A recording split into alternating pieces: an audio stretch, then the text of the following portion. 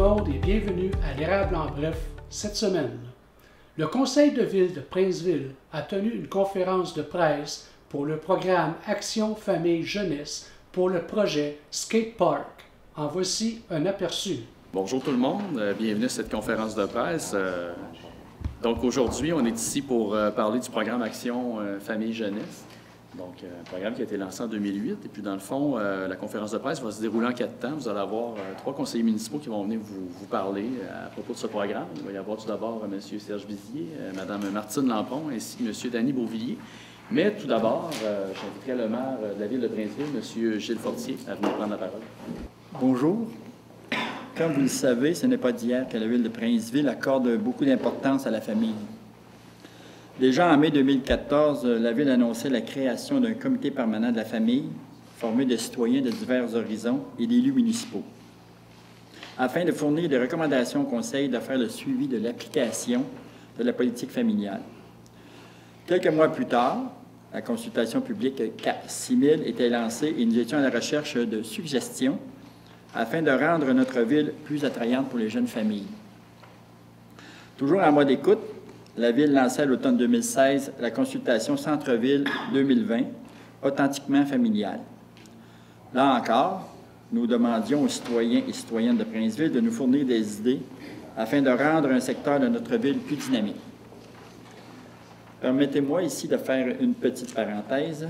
Si l'objectif initial était de livrer ce centre-ville revampé en 2020, force est d'admettre que la route est un peu plus longue que prévu. Les discussions en lien avec le nouveau schéma d'aménagement du centre-ville nécessitent plus de temps que prévu. Mais tant qu'à faire les choses, aussi bien les faire comme il faut pour tenir compte de notre vision à moyen et à long terme. La réalisation des premiers plans et devis a été confiée récemment à une firme professionnelle. Quand cette étape aura été franchie, nous aurons une meilleure idée des coûts pour réaliser la redynamisation du centre-ville. Bien entendu, ces détails seront dévoilés en temps et lieu. En 2017, afin de marquer notre engagement à toujours prioriser les familles, Princeville est devenue la première municipalité de la MRC de l'Érable à obtenir l'accréditation Municipalité Amie des enfants. En quelques mois, nous d'ailleurs, serons à l'étape de renouveler cette accréditation auprès de Carrefour Action municipale et famille. Toujours dans le but d'agir de façon concrète pour le bien-être des familles, nous avons lancé l'an dernier le plan d'action 2019-2021 de notre politique familiale municipale. Toutes ces démarches ont donné de beaux résultats, comme on peut le voir notamment du côté du parc multisport ou encore par les programmes et services offerts par la Ville. Voilà qu'aujourd'hui, notre Ville annonce la reconduction d'une initiative permettant aux citoyens et citoyennes de s'impliquer d'une belle façon dans notre démocratie. Il me fait plaisir de vous annoncer le retour du programme Action Famille Jeunesse. Au moment de créer ce programme en mai 2018, la Ville de Princeville confirmait sa volonté de miser davantage sur la consultation citoyenne afin de s'affirmer à titre de ville authentiquement familiale. Dans le cadre du premier appel de projet, 20 projets ont été soumis par la population. Au nom de tous mes collègues du Conseil, je tiens à remercier les citoyens et citoyennes qui ont participé à notre consultation. Un grand merci également aux membres du Comité permanent de la famille pour leur implication. Je vais laisser le soin aux membres du Conseil impliqués dans le Comité permanent de la famille de dévoiler le projet retenu et de vous parler plus en détail du nouvel appel d'offres, appel de projet, c'est-à-dire. Tout d'abord, j'invite M. Serge Vizier pour l'annonce du projet retenu.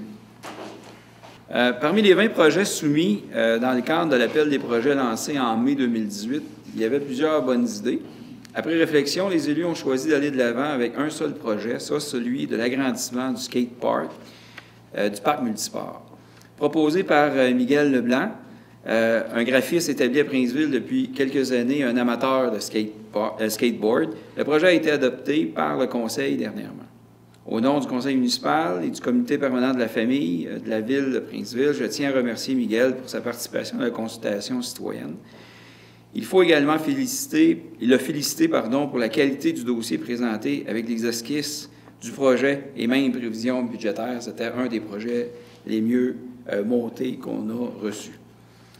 C'est suite à un processus d'analyse rigoureux mené par les membres du comité permanent de la famille que le projet a été recommandé aux élus. Je tiens à remercier les membres du comité pour leur excellent travail. Merci à Mme Paulette Simard-Rancourt, Roxane Vallière et Marie-Ève Ouellette qui ont collaboré avec moi, mon collègue Danny Beauvillier, et plus récemment avec Martine Lampron, notre seule conseillère municipale au sein du conseil, qui s'est jointe au comité. Nous comptons aussi maintenant sur l'implication de 2 autres membres.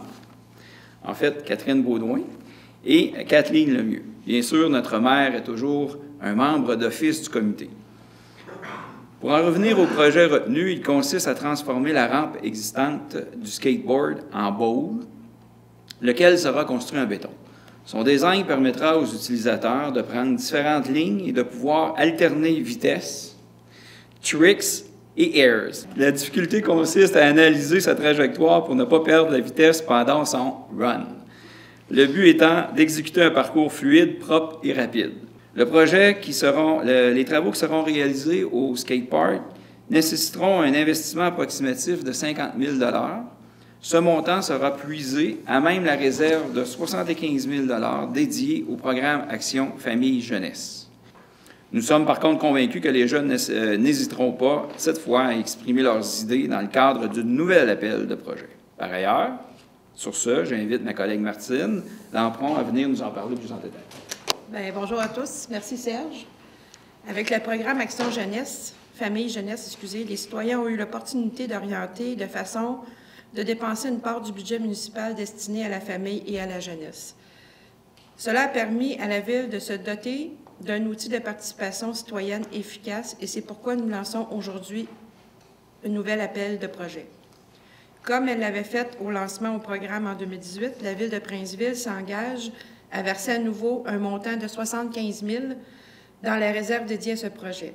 Encore une fois, un montant de 25 000 $ serait destiné au volet jeunesse pour les 12 à 18 ans inclusivement.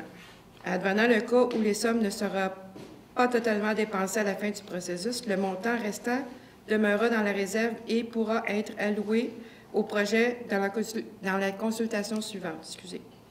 Quelques règles très simples encadrent la proposition des projets, dont le fait d'être un citoyen ou citoyenne de Princeville en présentant un projet seul, en équipe ou avec des partenaires du milieu.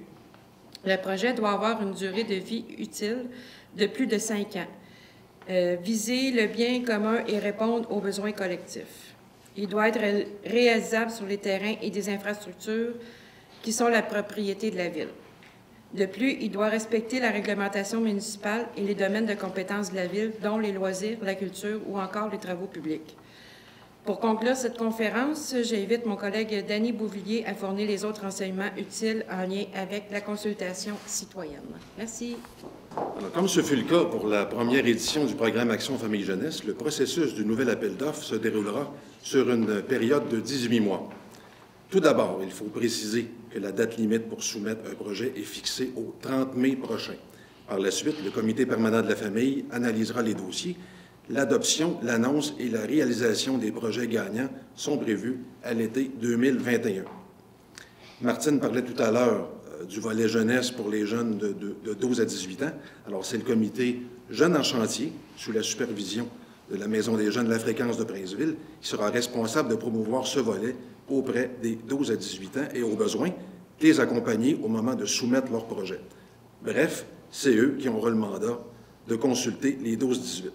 D'ailleurs, je tiens à saluer Marjorie Gagnon, la coordonnatrice à la Maison des jeunes, qui est avec nous ce matin. Parlant de promotion, plusieurs moyens seront utilisés pour promouvoir l'appel de projet et ses retombées dans la communauté. Les capsules vidéo seront diffusées sur les médias sociaux et les renseignements les plus utiles seront publiés dans notre bulletin d'information Le Petit Prince. Bien entendu, nos médias locaux et régionaux seront mis à contribution. Les citoyennes et citoyens de Princeville trouveront toutes les informations nécessaires ainsi que la marche à suivre pour soumettre un projet sur le site web actionfamillejeunesse.ca. Une version papier du formulaire sera aussi disponible à la réception de l'Hôtel de Ville. Le formulaire à remplir est relativement simple. Après avoir identifié le porteur du projet, les gens devront, entre autres, décrire brièvement leur idée, identifier le lieu envisagé et fournir une estimation du coût associé à sa réalisation. Pour terminer, j'invite donc toute la population à participer en grand nombre à l'appel de projet. Si vous avez une idée, c'est à vous de jouer. Visitez le actionfamillejeunesse.ca. Alors, je laisse la parole à Sébastien pour le mot de la fin.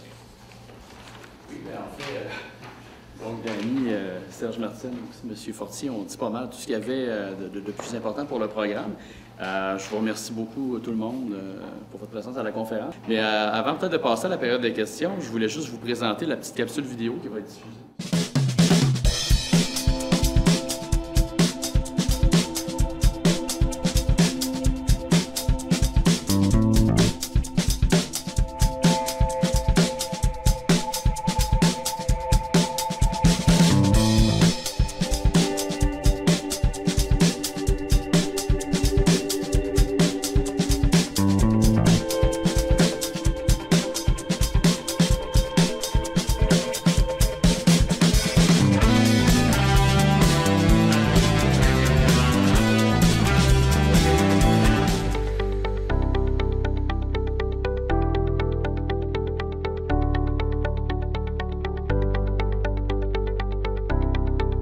Le Relais pour la vie a tenu une conférence de presse à Princeville jeudi le 6 février pour annoncer certaines dates pour les activités ainsi que les 8 nouveaux présidents d'honneur pour l'année 2020, ainsi que l'objectif fixé à 400 000 $ pour cette année.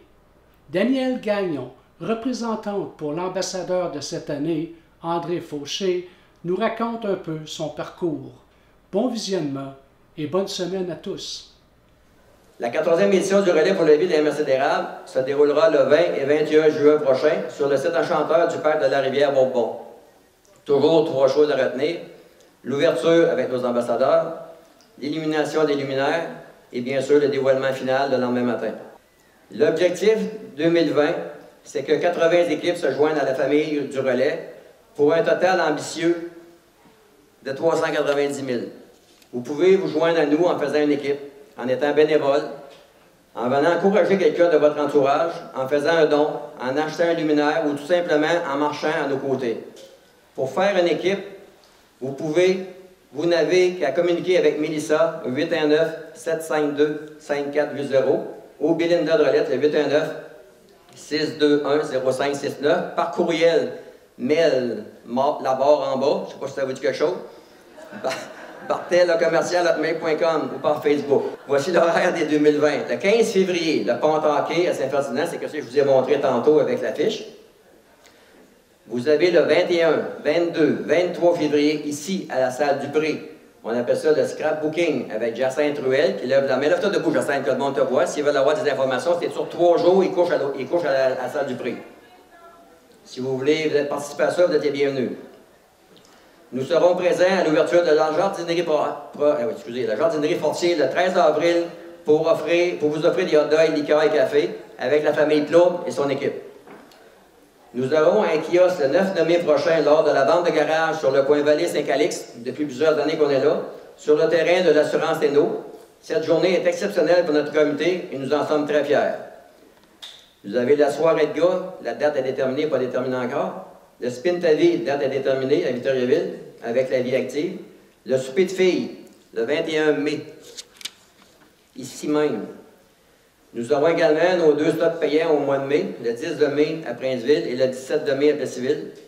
Pour les amateurs de course à pied, la course à relais Plessisville et Victoriaville le 23 août 2020, le tournoi de golf le 12 septembre.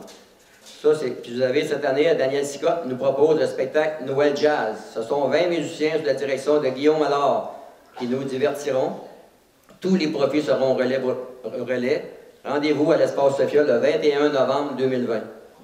Le Relais pour la vie est un mouvement mondial. 29 pays et 6 000 communautés à travers le monde se mobilisent contre la maladie. Depuis plus de 20 ans, des équipes composées de parents, d'amis et de collègues se rassemblent au Relais pour la vie afin d'agir concrètement en recueillant des fonds pour appuyer la Société canadienne du cancer. Nous avons aussi le donné au suivant. Vous avez eu tous l'encan donné au suivant qui est sur vos tables. C'est le 13 juin. C'est une grosse encan. En plus, vous avez tout ce qui est inscrit dessus. Vous avez un souper méchoui, vous avez un bar qui va être sur place. Nous sommes le plus important organisme de bienfaisance national qui finance la recherche sur le cancer au Canada. Maintenant, j'inviterai nos co-présidents d'honneur, M. Jean-François Dubois et son fils William, M. Pascal René, Mme Marie-Hélène Binette, Mme Nadia Côté, M. Simon Langlois, M. Jacques Ouellette et M. Mario Côté, nos 8 présidents d'honneur pour le relais 2020.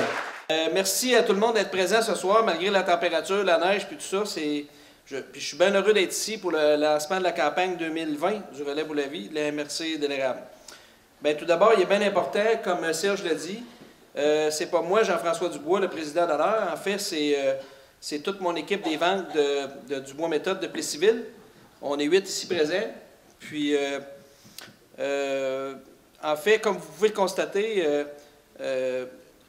toute notre équipe va s'impliquer cette année dans le relais pour la vie, puis atteindre notre objectif commun de ramasser. Puis Serge, tantôt, il disait 390 000. 390 000, mais moi, j'aimerais bien qu'on ramasse 400 000. J'invite maintenant notre représentante pour notre ambassadeur, Mme Danielle Gagnon, s'il vous plaît. Bonsoir tout le monde. Je suis là pour représenter André parce qu'André il n'est pas tellement en bonne condition pour venir se présenter ici, mais il a quand même participé samedi soir au souper bénéfice. C'est un bel effort, mais c'est beaucoup pour lui.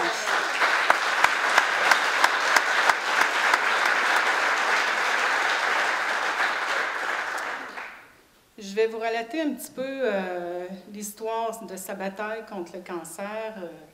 Ça a débuté en novembre 2012. Il y avait du sang dans ses selles et c'est comme ça qu'ils ont découvert qu'il y avait un cancer colorectal, mais de grade 4. Donc, métastase au foie. Ça a été un gros coup d'apprendre qu'en plus, c'était métastasique. Alors, il a dû être opéré. Il y a eu d'abord de la chimiothérapie, ensuite, il a dû être opéré. On lui a enlevé 15% du foie. Et par la suite, on a suivi l'opération pour avoir un sac qu'il y a eu pendant 6 mois. Il y a eu encore de la chimiothérapie. Il a toujours eu, malgré tout, une attitude très positive. André, c'est un gars très résilient. C'est un gars qui s'adapte. Ça fait vraiment partie de sa personnalité. Il a poursuivi tout ça. Ça n'a pas été facile, mais bon, finalement, il est retourné au travail en septembre 2014. Et en juillet 2015, il apprenait qu'il y avait une autre métastase au poumon. C'était une belle veille de vacances, ça. Mais on a pris ça très positivement. On s'est dit, bon, c'est une erreur de parcours. Bon, il se fait enlever ça en septembre. Ça s'est bien passé à l'hôpital. Et un mois après, il faisait du vélo. Il montait la côte de Sainte-Élisabeth. Pour ceux qui font du vélo, c'était une bonne côte, là. Mais juste pour vous dire comment il était en forme, puis je suis certaine que son attitude positive a toujours été gagnant à travers la maladie. Et là, il y a eu un 3 ans de répit pour apprendre en juillet que là, il y avait une métastase au cerveau. Celle-là, par exemple, n'était pas la bienvenue parce que c'est assez difficile. Ça a été un parcours difficile, celle-là. Puis il a été opéré en janvier 2019 parce qu'il ne pouvait pas...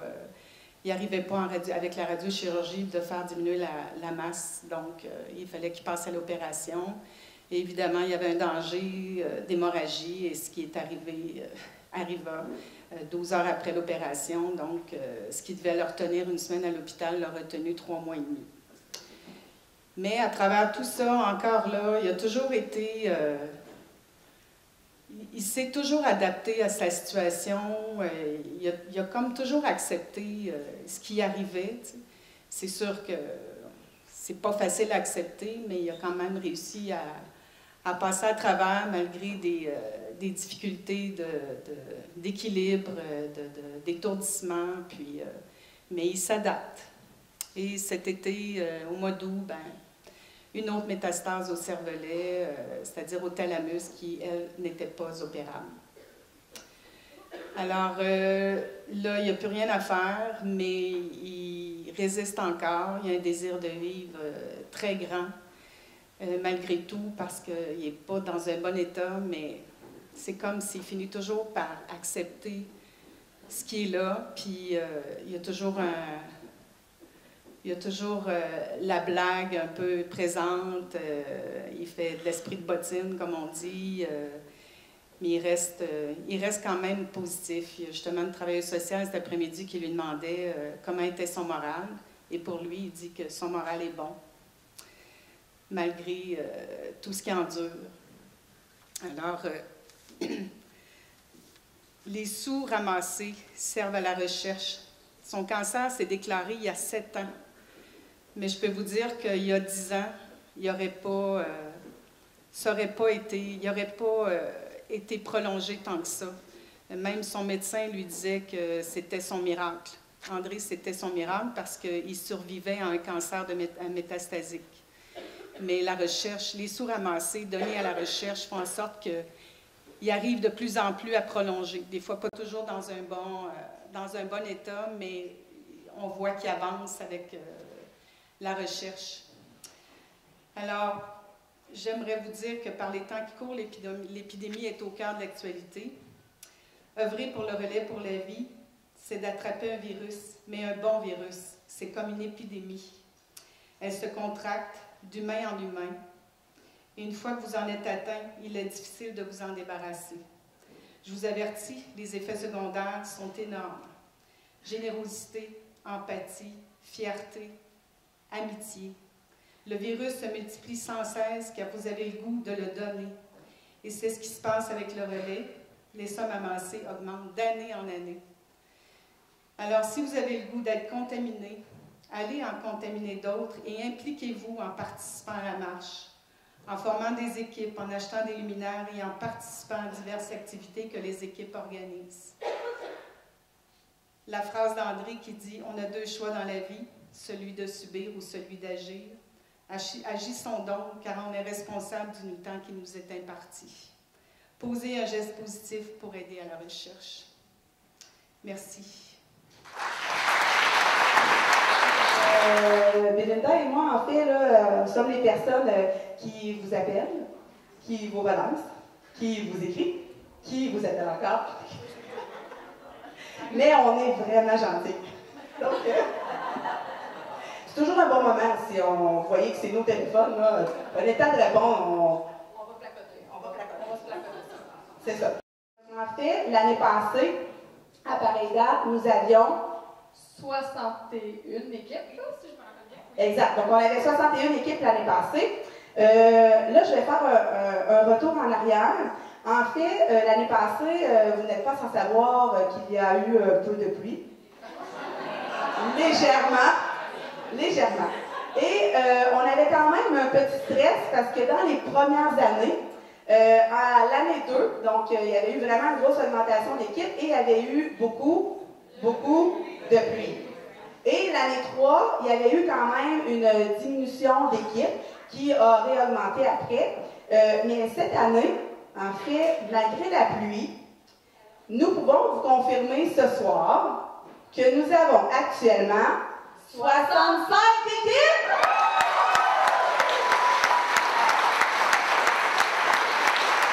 Sur un autre terme, on aimerait aussi souligner énormément le grand travail à Serge Martel pour notre 14e année. Son grand travail, un homme de cœur, on est chanceux de l'avoir et d'avoir toute son équipe avec nous. Merci Serge. Plessisville, 15 juin 2019. 13e relais pour la vie de la MRC de l'érable. État de la température.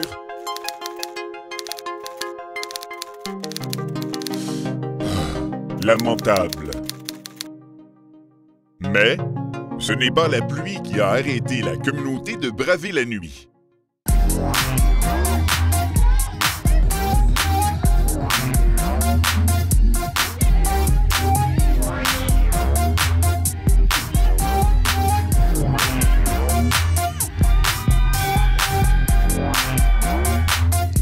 Belle surprise en début de soirée.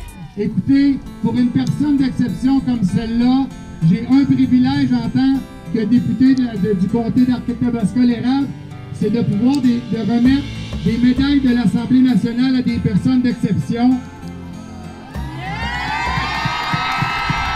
Et aujourd'hui, c'est avec beaucoup d'émotion et de fierté que je remets la médaille de l'Assemblée nationale à Serge Martel pour son implication incroyable dans la relais pour la vie de la MRC de l'Érable.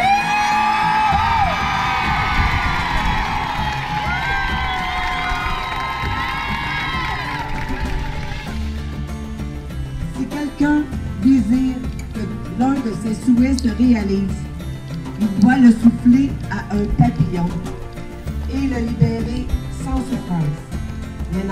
N'ayant pas de voix, il ne pourra le répéter qu'au grand Manitou. Relâché, il apportera le vœu au ciel, là où il sera exaucé.